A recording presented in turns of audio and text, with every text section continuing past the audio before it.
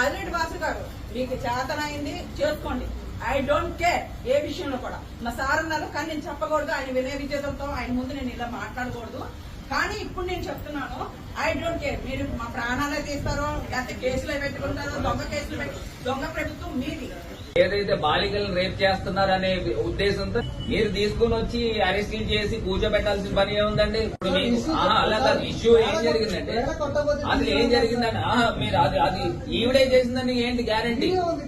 ఈవిడే చేసింది అవును, మార్పుడు మీడియా అవ్వచ్చు కదా. అవును, ఇన్వెస్టిగేషన్ చేస్తే 10 మంది పోలీసులు ఇంటికి రావడం, పేడ కొట్టిందని ఒక అనుమానంతో తీసుకొచ్చి 10 మంది ఇంటికి పోలీసులు వెళ్తారా? రిజిస్టర్ మరి అక్కడ ఏం చేశారని అడుగుతున్నా. నిన్న డైరెక్ట్ గా లిక్కర్ సిండికేట్ లో డైరెక్ట్ గా ఆడియో లీక్ దొరికింది. దానికి మీరేం అరెస్ట్ చేశారు చెప్పండి?